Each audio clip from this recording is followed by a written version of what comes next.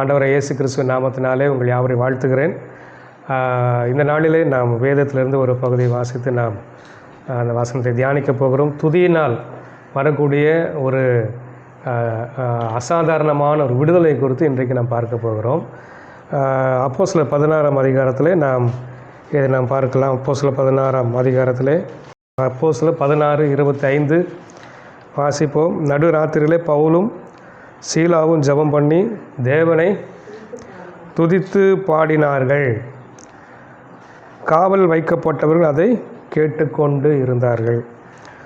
சடுதிலே சிறைச்சாலையின் அஸ்திபாரங்கள் அசையும்படியாக பூமி மிகவும் அதிர்ந்தது. உடனே கதவுகள் எல்லாம் திறவுண்டது. எல்லாருடைய கட்டுகளும் கலந்து போயிற்று. அல்லேலூயா. துதியினால் இங்கே வரக்கூடிய ஒரு இயற்கைக்கு அப்பாற்பட்ட விதமான ஒரு சூப்பர் நேச்சுரல் அப்படிப்பட்டதான ஒரு விடுதலையை தான் இங்கே நாம் வாசிக்கிறோம். நாம் துதிக்கும்போது அநேக அற்புதங்களை நாம் பார்க்க முடியும். ஏன்னா தேவன் துதிகள் மத்தியிலே வாசமாக இருக்கிறார். நாம் துதிக்கும்போது அவர் கிரியை செய்வதற்கு அவருக்கு நம்ம இடம் கொடுக்குறோம். இங்கேயும் பார்த்திங்கன்னா அவர்கள் துதித்தார்கள், கர்த்தருடைய கிரியைகளை அவர்கள் பார்க்கிறார்கள். இந்த வசனத்தை குறித்த இந்த இடத்தை குறித்த ஒரு பின்னணி அது நமக்கு தெரியும். பவுல் அவரும் சீலாவுமாக இணைந்து அவங்க ரெண்டாவது மிஷினரி பயணம், பவுலுடைய ரெண்டாவது மிஷினரி பயணத்தை தொடங்குகிறார்கள்.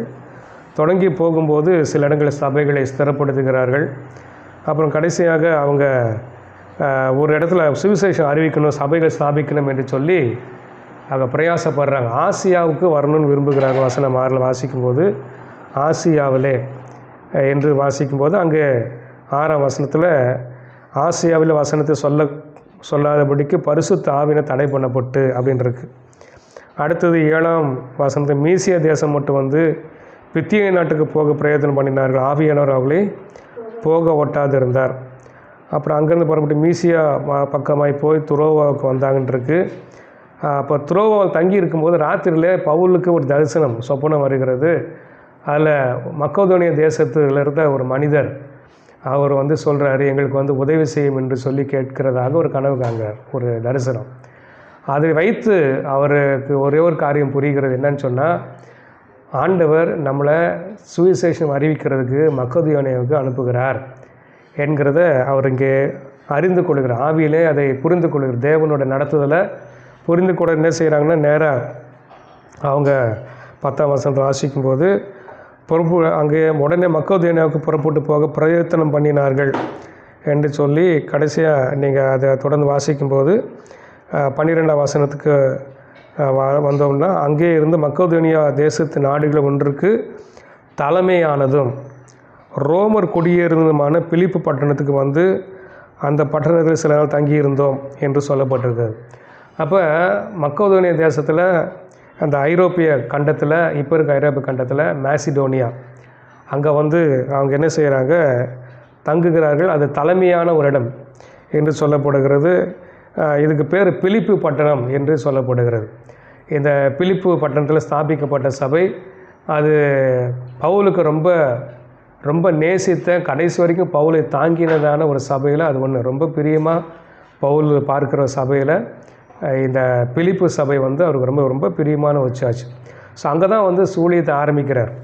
அங்கே அந்த ஊழியத்தை செய்ய தொடங்குகிறார்கள். இவங்க பார்த்திங்கன்னு சொன்னால் 3 வாரமாக அந்த ஓய்வு நாளில் போய் ஆற்றங்கரை ஓரமாக உட்காந்து ஜெபிக்கிறாங்க. அப்போ அந்த ஆற்றங்கரை ஓரமாக ஜெபிக்கிற நேரத்தில் சில ஸ்திரீகள் அங்கே வருகிறார்கள்.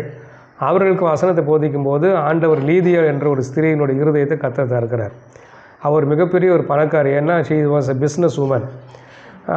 அவங்க ரட்சிக்கப்படுறாங்க. அதுக்கப்புறம் வீடாராய் ஞானஸ்நானம் எடுக்கிறார்கள். உடனே நீங்கள் சொல்கிறாங்க, நான் தேவனிடத்தில் விசுவாசம் உள்ளவன் என்று நீங்கள் நம்பினா என் வீட்டுக்கு தங்குங்கன்னு சொல்லி வீட்டுக்கு கூட்டிகிட்டு போயிடுறாங்க. அப்புறம் அவங்க வீட்டில் கேதரிங் இருக்குது. ஆனாலும் வழக்கம் போல் ஆத்தங்கரையில் ஓரம் போய் என்ன செய்கிறாரு, இவங்கள டீமை போய் என்ன செய்கிறாங்க, ஓய்வு நாளில் போய் ஆராதிக்கிறதுக்கு ஜெபிக்கிறதுக்கு போகிறாங்க. போகிற வழியில் ஒரு சம்பவம் நடக்குது. ரொம்ப நாளாக ஒரு பெண், அடிமை பெண், அவள் குறி சொல்கிற ஆவி உடையவள். அவள் குறி சொல்கிறதுனால அவளுடைய எஜமான்களுக்கு நிறைய ஆதாயம் இருந்துச்சு. இவன் என்ன சொல்லிட்டு இருந்துச்சுன்னா, இதுக்குள்ளே இந்த பிசாசு வந்து இவர்கள் உன்னதமான தேவனுடைய தாசர்கள், தேவனுடைய ஊழியக்காரங்க, 17 வசனம், ரட்சிப்பின் வழியை நமக்கு அறிவிப்பார்கள் என்று சத்தமிட்டால் அநேக நாள் செய்து கொண்டு வந்தான் இருக்கு. அநேக நாள் வரைக்கும் பவுல் அமைதியாக தான் இருந்தார். ஆனால் திடீர்னு கோவம் வந்துச்சு, ஒரு பரிசுத்த கோவம் வந்துச்சு. பார்த்து சொன்னார். என்ன சொன்னார்னா 18 வாசிக்கும்போது, நீ இவளை விட்டு புறப்படும்படி இயேசு கிறிஸ்துவின் நாமத்திலே உனக்கு கட்டளிடுகிறேன் என்று அந்த ஆவியுடனே சொன்னான். அந்த நேரமே அது புறப்பட்டு போயிடுச்சு, ஓடிடுச்சு. ஸோ டீமன் காஸ்டிங் நடந்திருக்கு, டெலிவரன்ஸ் மிஷன் நடந்துச்சு, அவ்வளோதான். ஆனால் ஆதாயம் பார்த்த அந்த எஜமானர்களுக்கு ரொம்ப கோபம். ஏன்னா ஆதாயம் இன்மைட் இல்லை, குறி சொல்கிற ஆவி இல்லை. ஹல்லேலூயா. தேவ சபை இருக்கிற இடத்துல குறி சொல்கிற ஆவிக்கு இடம் கிடையாது. ஹல்லேலூயா. நமக்கு அது மேலே கோபம் வரணும், ரைட்? ஆமாம், கோபம் வந்து அதில் விரட்டணும், சரிங்களா? ஏன்னா நமக்குள்ளே இயேசு இருக்கிறார், உன்னதமான தேவன் இருக்கிறார். அவர் நாமத்தில் என்ன செய்யணும்? இயேசுவின் நாமத்தில் குறி சொல்கிற ஆவியே இந்த பகுதியை விட்டு வெளியே போ அப்படின்னு சொல்லி விரட்டுறது ரொம்ப அவசியம், கிளியர் பண்ணிடணும். ஹல்லேலூயா. அதனால் ஒரு பெரிய ஒரு ஆதாயம். என்ன, டீமன் ஸ்பிரிட்னால ஒரு ஆதாயம் வச்சுட்டு இருக்கிறாங்க. நிறைய பேர் பார்த்திங்கன்னா ஆதாயத்துக்கு என்ன செய்வாங்க, மந்திரம் பண்ணுறதெல்லாம் இருக்குது. ஸோ டிமானிக் இன்ஃப்ளூயன்ஸை வச்சு ஆதாயம் தேடுறதுலாம் இந்த நாட்களில் பல இடங்களில், உலகத்தின் பல நாடுகள் இருக்குது. சரி, இப்போ அந்த மாதிரி தான் இங்கே பண்ணிகிட்டு இருந்தாங்க. ஆனால் அதுக்கு பவுல் இடம் கொடுக்கல, ஆவியானவர் இடம் கொடுக்கல, அதை கிளியர் பண்ணிடுறார். இப்போ என்ன ஆகுதுன்னா, அந்த எஜமானர்களுக்கு கோபம் வந்து போய் ஒரு பொய் சொல்கிறார். ரோமர்களால் நாம் அனுசரிக்காத சில முறைமைகளை இவர்கள் சொல்லுகிறார்கள் அப்படின்னா இவங்களை போட்டு என்ன, அந்த பட்டணத்து அதிகாரிகள் போட்டு அடித்து அவங்கள சிறைச்சாலையில் வைத்து விடுகிறார்கள். இது நமக்கு தெரிஞ்ச ஒரு ஸ்டோரி.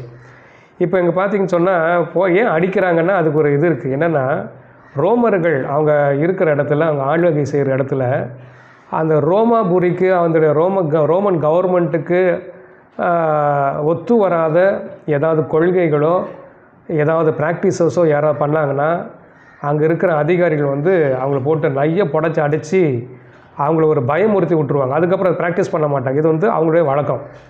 ஸோ இப்போ என்ன பண்ணிட்டாங்கன்னா, வந்த கொஞ்ச நாள்லேயே என்ன பண்ணிட்டாங்க, பவுலையும் சீலை போட்டு நைய புடச்சி அடைச்சிட்டாங்க. சரி, இது ஒரு விஷயம். என்னென்னா, இன்மேட் வந்து பயந்துக்கிட்டு இன்மேட் என்ன செய்ய மாட்டாங்க, வந்து செய்ய மாட்டாங்க. அதனால தான் அடி வாங்கின பிறகு அடுத்த நாள் காலையில் ஜெயிலில் இருந்து அவங்கள போக சொல்லுங்கன்னு சொல்லி ரொம்ப கேஷுவலாக சொல்லிட்டாங்க. ரீசன் என்னென்னா, அப்படி அடித்து விட்டுட்டோம்னா அவங்க தொடர்ந்து என்ன செய்ய மாட்டாங்க, அது ப்ராக்டிஸ் பண்ண மாட்டாங்க. இப்போ இங்கே ஒரு அப்போசிஷன் வருது. என்ன அப்போசிஷனு? சர்ச்சு ஃபார்ம் பண்ணக்கூடாதபடிக்கு, சபை செயல்படக்கூடாதபடிக்கு, இயேசுவை ஜனங்க ஆராதிக்கக்கூடாதபடிக்கு, சபையை கூட்டி வரக்கூடாதபடிக்கு இங்கே ஒரு அப்போசிஷன் ஆரம்பத்தில் வருது.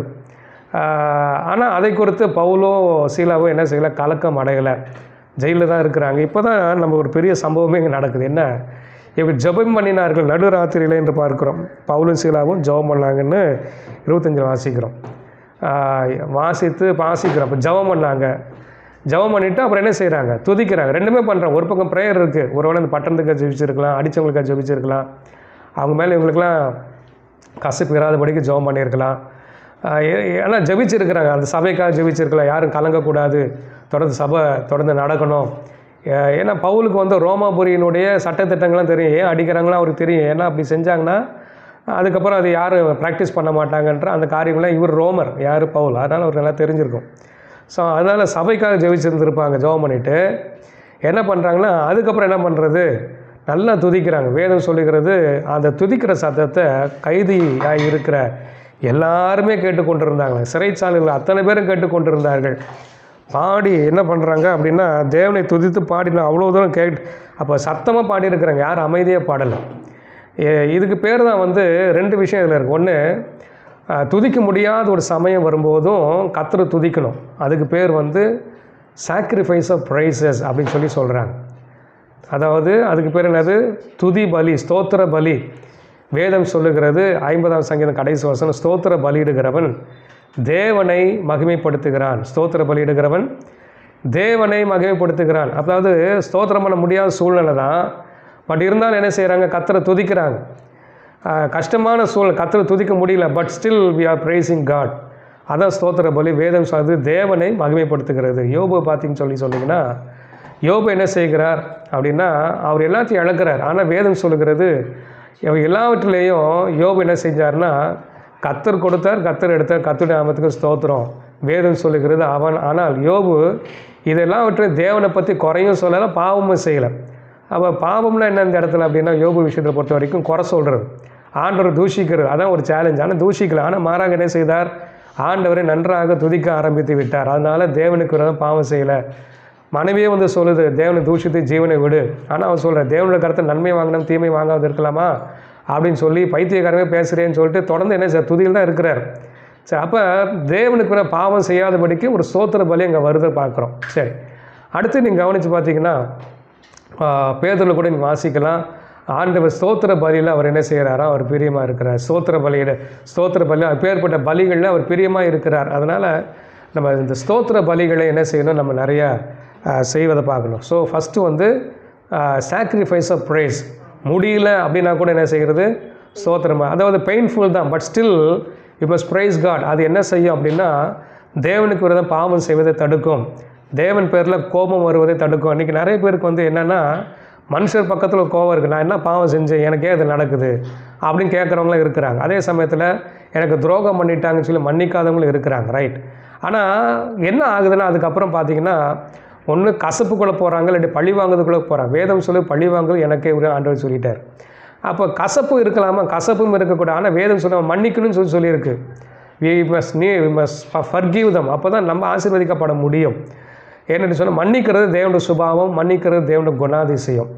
நம்ம தேவ பிள்ளைகள் வரும்போது நம்ம என்ன செய்யணும், அவங்க மன்னிக்கணும். மன்னிக்கிறதுனா என்னது அப்படின்னா, அதாவது உங்கள் மைண்டிலேருந்து உங்களை ரிலீஸ் பண்ணுறது. அவங்கள வந்து தொடர்ந்து உங்கள் மைண்ட்லேயே வச்சு இல்லாமல் அவங்கள குறித்து நீங்கள் நெகட்டிவாக யோசித்து, சிலர்லாம் என்ன செய்வாங்க, அவங்க அழிக்கப்படணும் அப்படிலாம் நெகட்டிவாலாம் ப்ரேயர் பண்ணணும், அப்படிலாம் பண்ணாமல் அவங்களே செய்யணும், அவங்கள வந்து அவங்கள மன்னித்து உன்னை விடுதலை ஆக்குகிறேன். சில நேரத்தை மன்னிக்க முடியாது, பலன் இருக்குது. அப்போ ஆண்டவர்கிட்ட பலனை கேட்டு வாங்க, ஆண்டவர் lord help me to forgive தம்னு சொல்லி கேட்டு அவங்க என்ன செய்யணும், உங்களுக்கு நான் அவங்க பேரை சொல்லி XRY அவங்க பேரை சொல்லி உங்களை நான் மன்னிக்கிறேன், நீங்கள் என்ன செஞ்சீங்க, ஆனால் உங்களை மன்னிக்கிறேன், இயேசுவின் நாமத்தில் மன்னித்து உங்களை இயேசுவின் நாமத்தில் விடுதலை ஆக்குகிறேன், உங்களை கர்த்தருடைய ஆசீர்வாதத்துக்குள்ளே கொண்டு வருகிறேன் அப்படின்னு சொல்லி நீங்கள் ஒரு டிக்ளரேஷன் பண்ணணும். அப்போ உங்கள் மைண்டிலேருந்து என்ன செஞ்சுறீங்க, நீங்கள் எடுத்துறீங்க. அப்போ கசப்பு உள்ளே வரதுக்கு வாய்ப்பு இல்லை, அங்கே ஒரு பிளாக் பண்ணிடுறோம். அதுக்கப்புறம் ஆண்டவர் அவங்களுக்கு ஸ்தோத்திரம் அப்படின்னு சொல்லுங்கள். அதனால் நீங்கள் மன்னிக்கிறதுனால அவங்க பண்ணது கரெக்டுன்னு கிடையாது, நீங்களும் அவங்களோட ஐக்கியப்படணும் அவசியமும் கிடையாது, சரிங்களா. ஆனால் இந்த மன்னிக்கிறது எதுக்குன்னா, உங்களுடைய நன்மைக்காக, உங்கள் விடுதலைக்காக, நீங்கள் தொடர்ந்து தேவனோட வளருவதற்காக, ஆவியின் கனியில் வளருவதற்காக, நீங்கள் கசப்பில்லாமல் இருப்பதற்காக. ஏனென்று சொன்னால் மன்னியாமல் இருக்கும் பொழுது என்ன ஆகுன்னா, பலவிதமான வியாதிகள் வருகிறது, ஸ்ட்ரெஸ் ஆகிடுறாங்க, எமோஷனல் பாதிக்கப்படுது, மைண்டு பாதிக்கப்படுது, ஃபர்தராக அவங்க கர்த்தருக்கு எழும்ப முடியல, ஃபர்தராக தேவனோட ஆசீர்வாதத்தில் வாழ முடியல, ஃபர்தராக தொடர்ந்து அவங்கள தெய்வீக ஆரோக்கியத்தில் வளர முடியல. இப்படி நிறைய இருக்குது. ஏன்னா கசப்பு இருக்கும்போது அங்கே அது ஒரு பிசாசுக்கு ஒரு திறப்பு மாதிரி, டோர்வே மாதிரி அவங்கள அஃப்ளிக்ட் பண்ணிட்டு தான் இருப்போம். அதனால தான் அவங்க என்ன செய்யணும், மன்னிக்கணும். சரி, இப்போ இந்த துதி ஸ்தோத்திரங்கள் இப்படி பண்ணுறது எதுக்குன்னா, இப்படிப்பட்ட சமயத்தில் துதி ஸ்தோத்திரம் ஆண்டவர் துதிக்கும் போது துதிக்கிறது பேர் தான் ஸ்தோத்திர பலி. ஆனால் அது என்ன செய்யணும்னா, அவங்கள மற்றவங்களை கசப்பாக இருக்க விடாது. சில நேரத்தில் அவங்களுக்காகவே ஆண்டவர் ஸ்தோத்திரம், அவங்க செஞ்சதுக்காக கூட ஸ்தோத்திர ஆண்டவரின்னு கூட ஸ்தோத்திரம் பண்ண கற்றுக்கொடுங்க. அதெல்லாம் சில நேரத்தில் நம்ம ட்ரை பண்ண பார்க்கணும், ரைட். சரி, இப்போ இந்த ஸ்தோத்திர பலி சிலருக்கு பார்த்தீங்கன்னு சொல்லி சொன்னால், ஆண்டவர் பேர்லேயே கசப்பு வந்துடும், ஆண்டவர் பேர்லேயே கோபம் வரும், ஆங்க்ரி வித் காட். ஆனால் தேவனோ எல்லாவற்றிலும் நீதி உள்ளவராக இருக்கிறார். அவர் செயல்களில் வந்து அவர் அநீதி உள்ளவர் அல்லவே அல்ல. அவர் ஹீ இஸ் என்டையர்லி ரைச்சியஸ். அப்போ நம்ம தான் என்ன செய்கிறோம், ராங்காக ஜட்ஜ் பண்ணி அவர் வந்து அநீதி பண்ணிட்டார். He is not an unrighteous God, is a righteous God. அப்போ அதனால் வந்து அந்த கோபம் வந்துடும். ஆனால் நீங்கள் துதித்து ஆரம்பிக்கும் போது அந்த கோபத்தை நீங்கள் ஜெயிக்க முடியும். இப்போ டெவிலோட இன்னொரு டாக்டிசம் என்னென்னா, நீங்கள் துதிக்காமல் இருக்கும் பொழுது உங்களுக்கு யார் மேலே கோவம் வரும், காடு மேலே கோவம் வரும். காடு மேலே கோவம் தான் நீங்கள் ஆண்டோட பேச மாட்டீங்க, ஆண்டோட ஐக்கியப்பட மாட்டீங்க, அவர் நேசிக்க மாட்டீங்க, அவர் துதிக்க மாட்டீங்க, அவர் காரியத்தில் இறங்க மாட்டீங்க, வேதம் வாசிக்க மாட்டீங்க, ஜெபிக்க மாட்டீங்க, ஆவிக்கிற வாழ்க்கையில் வளர முடியாது, உங்களுக்கு தேவன் வைத்திருக்கிற திட்டத்தில் நீங்கள் போக முடியாது, தேவனுடைய அழைப்பங்களை நிறைவேற்ற முடியாது. அந்த மாதிரில நிறைய ஸ்ட்ரகிள் வரும். அது டெவிலோட டாக்டிசம். அது giving a wrong picture about God. No, அவர் வந்து ஒரு அன்புள்ள தகப்பன், அவர் அப்பா. ஸோ அதனால் வந்து அன்புள்ள தேவன், நமக்காக உயிரே கொடுத்த நல்ல தேவன் இயேசு. அதனால் வந்து நமக்கு வந்து அவர் மேலே என்ன கூட கோபம் வரக்கூடாது. அப்போ வராமல் இருக்குன்னா ப்ரொடெக்ஷனாக்காகவே என்ன செய்யுங்க, ஸ்டார்ட் ப்ரைஸிங்க. இதுதான் சாக்ரிஃபைசஸ் ஆஃப் ப்ரைஸ். சரி, ஆனால் இன்னொன்று பார்த்தீங்கன்னா, இது ஒரு சாக்ரிஃபைஸ் ஆஃப் ப்ரைஸ். இதில் பார்த்தீங்கன்னா பவுலும் சீலாவும் என்ன செய்கிறார்கள், ஆண்டவரை துதிக்கிறாங்க. இல்லை இன்னும் இந்த துதியில் இன்னொன்று கூட பார்க்கல, என்னன்னு சொல்லி சொன்னால், this is called high praises. High ப்ரைஸஸ்னால் உச்சக்கட்டத்தில் கத்துற துதிப்பு, உடம்பெல்லாம் ரத்த காயம் இருக்கிற. ஏன்னா கீழே பார்த்தீங்கன்னு சொன்னால் வேதத்தில் வாசிக்கும் போது சிறைச்சாலை தலைவன் அவர் குணப்படுறாரு, ரட்சிக்கப்படுறாரு, வீட்டுக்கு கொண்டு போய் காயங்களுக்கெல்லாம் என்ன செய்கிறாராம், அது மருந்துட்டார் என்று நம்ம வேதத்தில் வாசிக்கிறோம். அதுதான் இன்றைக்கி 33 வாசிக்கும்போது அவர் அழைத்து கொண்டு போய் அவரோட காயங்களை கழுவினான் என்று போடப்பட்டிருக்கிறது. அப்படின்னா அவ்வளோ ரத்த காயம் மேலே இருந்து எவ்வளோ அடி வாங்கியிருக்காங்க பாருங்கள், எவ்வளோ அடி அடிச்சிருக்காங்க பாருங்கள். அப்போ அந்த மாதிரி ஒரு பெரிய பெயின்ஃபுல் சிச்சுவேஷன். ஆனால் துதி எப்படி இருக்கிறது அப்படின்னு சொன்னால் 25 வாசிக்கும், தேவனை துதித்து பாடினார்கள். மோர் தேவர் சிங்கிங், தேவனை துதிக்கிறார்கள், பாடுகிறார்கள். பாட்டெல்லாம் எல்லாம் கேட்குறாங்க, எல்லோரும் கேட்குறாங்க, எல்லாம் எவ்ரிபடி வாஸ் லிசனிங், எல்லோரும் கேட்குற மாதிரி பாடுறாங்க. ராத்திரி வேறு, நடுராத்திரி வேறு, எல்லோரும் தூங்கணுன்ற அந்த எண்ணம் இவருக்கு வரவே இல்லை. ஆனால் உள்ளே உட்காந்து பாட்டாக பாடி ஆண்டவர் உயர்த்தி கொண்டே இருக்கிறார். உள்ளே பார்த்திங்கன்னா இருட்டு தான் இருக்குது. ஏன்னா அதுக்கு கீழே வசனம் வாசிக்கும்போது இந்த சிறைச்சாலைக்காரர் என்ன செய்கிறாருன்னா, நித்திரை தெளிந்து எழுந்து கதவு திறக்கும்போது கண்டு கீழே நீங்கள் வாசித்து பாருங்கள், அவங்க தீப்பந்தங்களை கொண்டு வர சொல்லி 29, அப்பொழுது அவன் தீப்பந்தங்களை கொண்டு வர சொல்லி உள்ளே ஓடி நடுநடுங்கின்னு இருக்கு. அப்போ தீப்பந்தங்கள்னா இப்போ உள்ளே என்ன இல்லை, லைட் இல்லைன்னு அர்த்தம். இப்போ ரொம்ப டார்க்கு வேறு, டஞ்சன். அது ரோமன் பிரிசன்லாம் பயங்கர டஞ்சனாக இருக்கும். எல்லாருக்கும் கையிலையும் கட்டு போட்டிருக்காங்கன்னா எல்லாருடைய இயற்கை உபாதிகள் இருக்குது. எல்லோரும் இயற்கை உபாதிக்கு என்ன பண்ணியிருப்பாங்க, அங்கேயே தான் அந்த இயற்கை உபாதிகளும் பண்ணியிருப்பானுங்கள்ல. ஏன்னா எல்லாரோட கட்டுகளும் கலந்து போய் அப்போ எல்லாருமே கட்டப்பட்டுருக்கிறாங்க, பவுலும் கட்டப்பட்டிருக்கு. அப்போ எல்லாருக்கும் இயற்கை உபாதி இருக்குது. அப்போ உள்ள எவ்வளோ பேட் ஸ்மெல் இருந்திருக்கும், அசுத்தமான ஒரு துர்நாற்றம் வீசியிருக்கும் பாருங்கள். அங்கே தான் உள்ளே உட்காந்துருக்குறாங்க. ஸோ இந்த இடத்துல தான் பாட்டு வருது. அதுக்கு பேர் தான் ஹை ப்ரைஸஸ். சுற்றிலும் இருக்கிற சூழ்நிலைகள், உடம்புல இருக்கிற வலி, இதெல்லாம் ஒரு பக்கம் இருந்தாலும் அதையும் மிஞ்சி வரக்கூடிய ஒரு துதி பாடல். உங்களுக்கு 1000 பிரச்சனை இருந்தாலும் அவைகளையும் மிஞ்சி கர்த்தரை நோக்கி பார்க்கிற, ஃபோக்கஸ் பண்ணி ஆண்டவரே பார்த்து துதிக்கிற பாடல்கள், அந்த துதி ஆராதனை. இது எதை காட்டுது அப்படின்னா, ஆண்டவர் பேரில் இருக்கக்கூடிய அன்பை காட்டுகிறது. உண்மையான நேசிச்சோன்னா எல்லா சூழ்நிலையும் துதிக்க முடியும், நல்ல ப்ரைஸ் பண்ண முடியும். This is call high praises. High praises என்றைக்குமே தேவை. இந்த ஹை ப்ரைஸஸ் பண்ணுற இடத்துலலாம் பார்த்திங்கன்னா நிறைய மிராக்கிள் நடந்திருக்கு. இங்கே அதான் பண்ணியிருக்கிறாங்க. சூழ்நிலைக்கு வித்தியாசமாக இருந்தாலும், ரத்த காயமாக இருந்தாலும், கை கால்கள் கட்டப்பட்டிருந்தாலும் அவங்க ஆவி கட்டப்பட்டு இல்லை, அவங்க மைண்டு கட்டப்படலை, அவங்க மைண்டில் கசப்பு இல்லை. அதுக்கு முன்னாடி ஜெபம் பண்ணிட்டாங்க, எல்லாத்தையும் ரிலீஸ் பண்ணி விட்டுருக்குறாங்க. இப்போ ஆண்டவர் பாதி துதிக்கிறாங்க. ஏன்னா அவங்க inner man is so much released. அவங்க inner man is so packed with the power of God. அவங்களுடைய உள்ளான மனிதன் தேவனுடைய துதிக்கிற துதி அபிஷேகம் நிறைந்து இருக்கிறது. ஏசாயா 61 வாசிக்கும்போது வேதத்தில் அந்த வசனம் 3ஆம் வசனம் அதில் வாசிக்கும்போது, ஒடுங்கின ஆவிக்கு பதிலாக அவர் துதி நாடை கொடுக்குறார். துதி நாடு என்பது ஆட்டான்னா மேலெல்லாம் அப்படியே நம்மளுக்கு கவர் பண்ணியிருக்கு. இப்போ பவுல் சீலா மேலே ஒரு ஆட்டா, அதாவது எபிரேய மொழியில் ஆட்டான்னா ஒரு பெரிய வஸ்திரம், துப்பட்டி அவங்க மேலே இருக்குது. அது அவங்க ஆவியில் இருக்குது. அதனால் என்ன செய்கிறார்கள், இவர்கள் பாடி துதிக்க ஆரம்பிக்கிறார்கள். ஹல்லேலூயா. அதனால் வேதம் சொல்லுங்க, அங்கே கர்த்தர் துதியை முளைக்க பண்ணுவார். ஏசாயா 61 கடைசி வசனம் வாசித்து பார்த்தீங்கன்னா, கர்த்தர் எதை முளைக்க பண்ணுறாரா, துதியை முளைக்க செய்கிறார். கர்த்தர் துதியை முளைக்க செய்கிறார். அப்போ பவுல் சீலாவுக்குள்ளே இருந்து கர்த்தர் அந்த இடத்துல துதியை முளைக்க செய்கிறார். அப்போ துதித்தை ஆராதிக்கும் போது அங்கே ஒரு பெரிய மிராக்கிள் நடக்குது. ஹை ப்ரைஸஸ் உங்களுக்கு எப்போதும் தேவை. நன்றாய் துதித்து ஆராதிங்க, விடுதலையோடு துதித்து ஆராதிங்க. ஏன்னா உள்ளே இருக்கிறவர் பெரியவர், நம்மை அழைத்தவர் பெரியவர், நம் தேவன் மிகப்பெரிய தேவனாய் இருக்கிறார். சங்கீதத்தில் வாசிக்கும் 77 நம்முடைய தேவன் மகா பெரிய தேவனாய் இருக்கிறார், அற்புதங்களை செய்கிற தேவனாய் இருக்க, வல்லமில்ல தேவனாய் இருக்கிறார். அப்போ he's a so big God. மகா பெரிய ஆண்டவர் நமக்குள்ளே இருக்கிறார். நம்ம அவருக்குள்ளே வச்சுருக்கிறார் உன்னதங்கள். நாம் அவரோடு கூட உட்கார்ந்து இருக்கிறோம். அதனால் அவர் என்ன செய்யணும், எல்லா நேரத்துலையும் நம்ம துதித்து கொண்டு இருக்கோம். ஏன்னா ஒரு நாள் நமக்கு தோல்வியே கிடையாது. வெளிப்பிரகாரமாக வரக்கூடிய அந்த ப்ரெஷர்ஸ், அதில் கவனத்தை செலுத்தாதீங்க. மேலே இங்கே பெயின் இருக்குது, பட் அது மேலே உங்கள் கான்சன்ட்ரேஷன் வைக்காதீங்க. உங்கள் இன்னர் மேலே நீங்கள் வாழ கற்றுக்கோங்க. ஐயோ அடிபட்டிருக்கு, வேதனையாக இருக்குது, அதை பார்க்காதீங்க. உள்ளே இயேசு இருக்கிறத பார்த்துட்டிங்கன்னா துதிக்காமல் இருக்க முடியாது. நீங்கள் இயேசுவுக்கு உள்ளே இருக்கிறீங்க, அதை பார்த்துட்டு நீங்கள் துதிக்காமல் இருக்க முடியாது.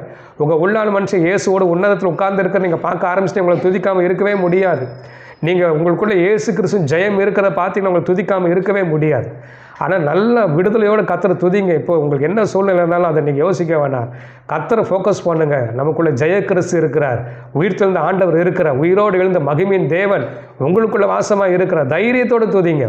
அதுதான் இங்கே பவுலும் சீலாவும் செய்ததை பாருங்கள். இப்போ இதனால் என்ன ஆகுது அப்படின்னா, நீங்கள் தொடர்ந்து வாசித்து பார்த்தீங்கன்னா அடுத்த வசனம் வாசிக்கிறோம், 26 வசனம். சடுதியிலே, எதிர்பார்க்கவே இல்லை. சடுதின்னு அர்த்தம் all of a sudden. they didn't expect it but they were praising God. they didn't expect it. சடுதியில் வசனம் சொல்ல ரொம்ப சடுதியில். சடுதின்னா அன்எக்ஸ்பெக்டடாக நடக்குது.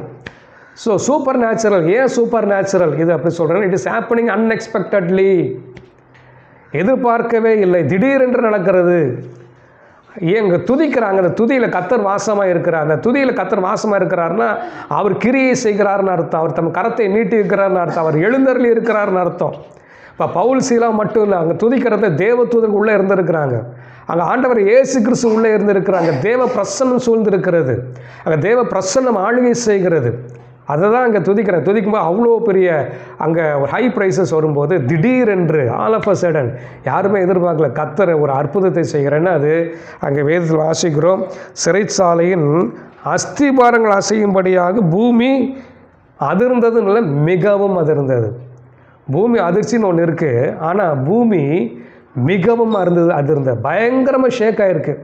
ஒருவேளை அந்த சிறைச்சாலை இருந்த இடம் மட்டும்தான் அசைஞ்சதா, இல்லாட்டி வெளியில் இருக்கிற இந்த ஹோல் சிட்டியும் அசைஞ்சது தெரியல. ஆனால் பூமி அதிர்ந்தது. பூமி அதிர்ந்தது. பயங்கரமான ஒரு ஷேக். அந்த நடுராத்திரியில் பயங்கரமான ஒரு அசைவு வருகிறது. ஒரு பயங்கரமான ஒரு எர்த்குவைக். அது என்ன செஞ்சதுன்னா, என்னென்ன செஞ்சுருக்கு பாருங்கள். அந்த சிறைச்சாலை அஸ்திபாரம், ஃபவுண்டேஷனை அசையுதான். ஃபவுண்டேஷனை அசைஞ்சால் என்ன ஆகிறது? கட்டடம் இடிஞ்சு விழுந்துடும். அந்த மாதிரி அசைஞ்சிருக்கு. அடுத்தது பாருங்கள், ஆனால் கட்டடம் இடியில் இடிஞ்சது நிறைய பேர் செத்து போயிருப்பாங்க. ஆனால் இடியில் ஆனால் என்ன ஆகுது பார்த்தீங்கன்னா, அடுத்தது உடனே கதவுகளெல்லாம் திறவுல. அப்போ ஒரு கதவுல நிறைய டோர்ஸ் இருந்திருக்கு போல், நிறைய கதவுகள், எத்தனை கதவு அத்தனை திறந்துருச்சு. அடுத்து இப்போ எல்லாருடைய கட்டுகளும் கலன்று போயிட்டுரு. இது என்ன எர்த்குவைக்குன்னு தெரில. அதாவது கழுவு மரத்தில் கால் கையெல்லாம் மாட்டி வச்சுருக்கிறாங்க, அது கலண்டுக்குச்சா. செயின்லாம் போட்டிருக்கிறாங்க, அதுவும் கூட என்ன செஞ்சிருச்சு, கலண்டுக்குச்சு. ஏன்னா பொதுவாக எர்த்குவைக் வந்தால் செயின்லாம் கலண்டுக்காது. ஏன்னா சில இதெல்லாம் கேள்விப்பட்டிருக்கேன். அதாவது சில இடங்களில் எர்த்குவைக் வர இடத்துல இந்த சிறைச்சாலை கதவுகள் இதெல்லாம் உடஞ்சதெல்லாம் இருந்து அந்த சம்பவம் இருக்கிறது. அதில் இருந்தவங்களாம் வந்து கைகள் கட்டப்பட்டதுனால வெளியே வர முடியல, சில கையெல்லாம் பிஞ்சு தொங்குச்சுன்னு சொல்லி சில இதெல்லாம் வாசிச்சிருக்கிறேன். ஏன்னா அது கட்டப்பட்டிருந்ததுனால. அப்படி இருக்கும்போது அந்த மாதிரி செயின்லாம் வந்து கலண்டுருக்கிறது வாய்ப்பு கிடையாது. ஆனால் இங்கே என்ன பார்த்திங்கன்னா, எல்லாரோட செயினும் எல்லாரோட கட்டுகளும் கலந்து போயிட்டு, தொழுவு மரங்கள் இழுக்கப்பட்டு போயிட்டு, கதவுகள் திறக்கப்பட்டு போயிட்டு. ஆனால் என்ன ஆகலை, அந்த ஜெயில் மட்டும் இடியல. This is called supernatural. யோசித்து பார்க்க முடியாத. பொதுவாக இயற்கை இது ஒரு இயற்கை பேரிடர் வருதுன்னா, எர்த்குவைக் வந்துச்சுன்னா கட்டாயமாக என்ன இருக்கும், இந்த மாதிரி பெரிய எர்த்குவைக்கு, அது அஸ்திபாரமாக அசைகிற மாதிரி எர்த்குவைக்கு என்ன வரணும் அப்படின்னா, பில்டிங்கில் கொலாப்ஸ் ஆகணும். இங்கே பில்டிங் கொலாப்ஸ் ஆகலை, ஆனால் கதவு திறந்துக்குச்சு. பொதுவாக வந்து இந்த எர்த்குவைக் வந்துச்சுன்னா கதவு வந்து லேசில் திறக்காதுன்றாங்க. அது ஒன்று சொல்கிறாங்க, கதவு வந்து கொஞ்சம் டைட் ஆகிடுன்றாங்க. ஆனால் கதவு திறக்குது. அப்புறம் வந்து ஜாம் ஆகிடும். அடுத்தது பார்த்திங்கன்னா, எப்படி இது செயின் எப்படி கலண்டுது, எப்படி இந்த இந்த தொழு மரத்தில் அதை மாட்டி விட்டுட்டாங்க, அதான் பார்க்குறோம். அதெல்லாம் வந்து என்ன செஞ்சிடுறாங்க, அதெல்லாம் எடுபட்டு போயிட்டு. அப்போ இங்கே ஒரு சூப்பர் நேச்சுரலாக நடக்குது. உள்ளே இருந்த தேவ தூதர்கள் என்ன செஞ்சுருக்கிறாங்க, நான் அப்படி தான் நம்புகிறேன். எல்லோரும் கட்டுகளை என்ன செஞ்சுட்டாங்க, இடிச்சிட்டாங்க.